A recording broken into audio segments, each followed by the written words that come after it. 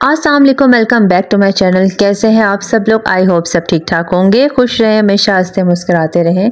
और आज मैं आपको दे रही हूँ अपना होम टूर। आज से 3 साल पहले भी दिया था, लेकिन उस वक्त और अब के हालात बहुत फ़र्क है, क्योंकि कुछ घर भी चेंज हो गया है, थोड़ा बहुत चेंजिंग की है।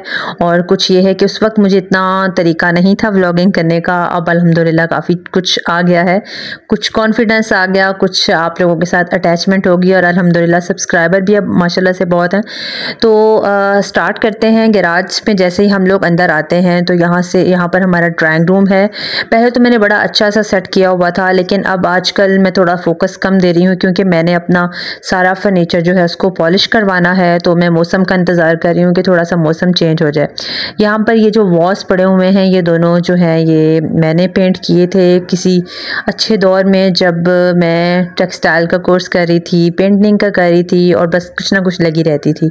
तो अभी ये टीवी पड़ी हुई है, क्योंकि टीवी जो है ना वो हमने सेल करनी है, तो इसलिए अभी यहाँ पे रखी हुई है। अभी को देखने के लिए आ ही नहीं रहा। यहाँ से जैसे ही अंदर आते हैं, यहाँ पर बच्चों का रूम है। और बच्चों का जो रूम था, यहाँ पर पहले किचन था, तो फिर मैंने जब किचन ख़त्म किया तो यहाँ पे बच्चों का रूम बना दिया। छोटा है बहुत, लेकिन अल्हम्दुलिल्लाह शुक्र है अल्लाह का है। और बच्चे बड़ी खुशी से सोते हैं यहाँ पर। सर्दियों में ये अपने रूम में सोती हैं, और गर्मियों में हम लोग इकट्ठे अंदर वाले बेडरूम में सोते हैं।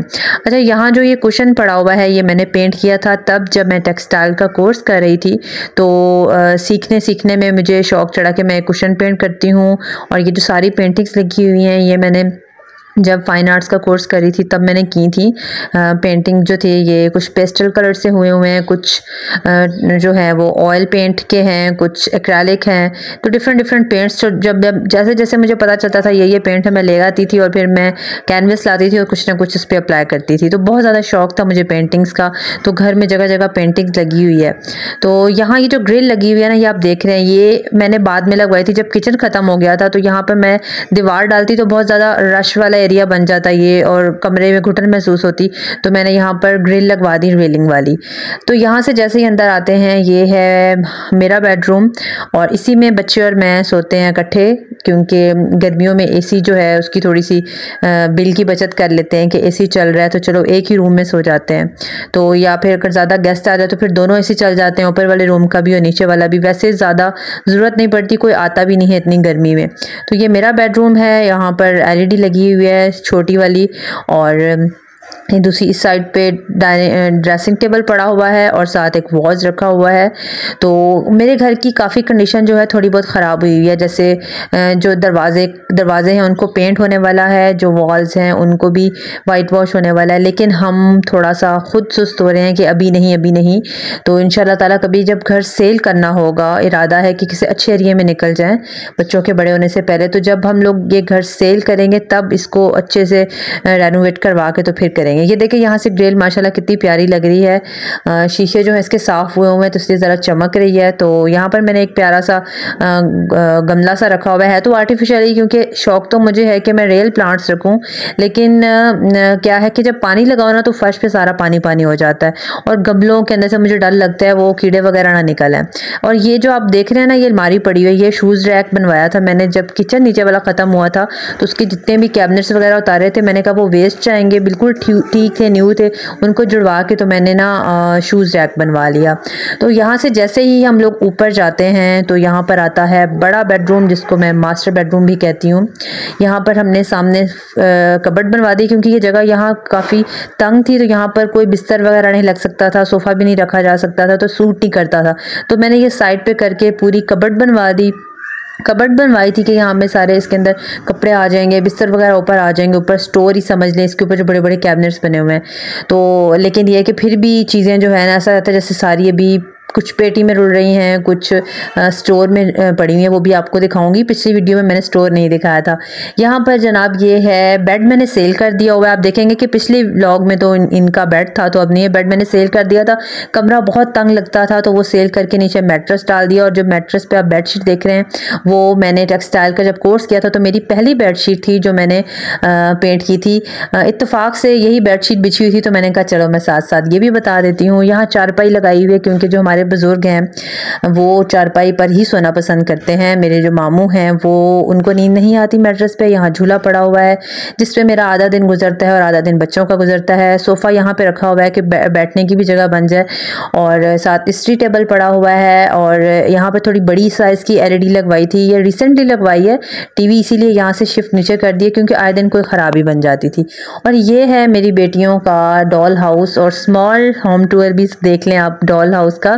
यहाँ पे इतने प्यारे से माशाल्लाह ज़ैनब ने कमरे सेट किए हुए हैं, और मुझे कल परसों बता रही थी कि मम्मा मैंने इसकी क्लीनिंग करनी है, मेरे पेपर्स ख़त्म होंगे तो मैंने सारी चीज़ें निकाल के सेटिंग भी चेंज करनी है और क्लीनिंग करनी है। तो इतना प्यारा ये लग रहा होता है ना मुझे जब मैं इसको देखती हूँ। छोटे छोटे किचन, छोटे छोटे बर्तन, कबर्ड्स, वॉशरूम की चीज़ें सारी। और यहाँ पे देखिए इसने मैट्रेस लगा के सब डॉल्स को सुलाया हुआ है और बड़े शौक से ये लगाती है। यहाँ पे छोटा सा गार्डन बनाया, गाड़ी भी खड़ी हुई है और छोटी छोटी चेयर्स पड़ी हुई हैं, तो बड़ी अच्छे लग रहे होते हैं।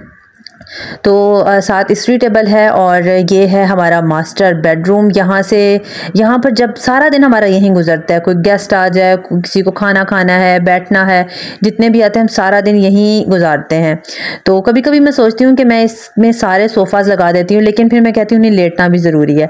अच्छा, यहाँ पर आए तो ये मेरा है फेवरेट एरिया। इसलिए फेवरेट एरिया क्योंकि यहाँ पर मैं करती हूँ अपना बहुत ही पसंदीदा काम, बेकिंग। और बेकिंग करने का बहुत ज़्यादा मज़ा आता है। और एक फ्रिज यहाँ पड़ा हुआ है और एक फ्रिज दूसरी वॉल वाली साइड पे है, वो भी मैं दिखा दूंगी। 2 फ्रिज इसलिए लिए क्योंकि जब मैंने बेकिंग स्टार्ट की थी तो मुझे क्रीम के लिए, अंडों के लिए थोड़ी स्पेस ज़्यादा चाहिए थी। तो एक में मैं ऐसी चीज़ें रखती हूँ कि टेस्ट वगैरह चेंज ना हो, जैसे क्रीम्स वगैरह होती हैं केक की, वो आपको पता है उसके अंदर ज़रा सा भी फ्लेवर किसी चीज़ का आ जाए तो केक बहुत अजीब सा टेस्ट वाला हो जाता है। तो इसलिए मैंने 2 फ्रिज लिए थे। और उन बाकी फ्रिज में आपको पता है लहसुन अदरक का पेस्ट हो गया, और बाज़ दफ़ा मीट वगैरह लें तो वो भी रख देते हैं, तो ये सब चीज़ें अच्छी नहीं लगती। तो इसलिए मैंने दूसरा फ्रिज लिया था। पहले बाद में सोचा था कि सेल करके तो एक ही बड़ा सा ले लेती, लेकिन मैं अपने जो अम्मी अबू ने इतने प्यार से मुझे दिया था ना, वो मैं सेल करना नहीं चाह रही थी। अच्छा, यहाँ से है हमारा 3rd पोर्शन स्टार्ट होता है। यहाँ से जैसे ही ऊपर आओ तो ये बड़ा सा तो नहीं, नॉर्मल सा रूम है। ये है मेरा स्टोर, और स्टोर मैंने आज तक अपने किसी व्लॉग में नहीं दिखाया, लेकिन स्टोर ही होता है, इसमें कोई ऐसी सेटिंग वाली बात नहीं होती। बस ये कि नीट एंड क्लीन रखा हुआ है। सारे जो हैं फालतू चीज़ें जो हैं वो पेटी में मेरे पड़े हुए हैं। बैग्स जो लगेज वगैरह अक्सर जाना हो बहरीन तो, या उम्रे वगैरह पे जाना हो तो लेकर जाते हैं।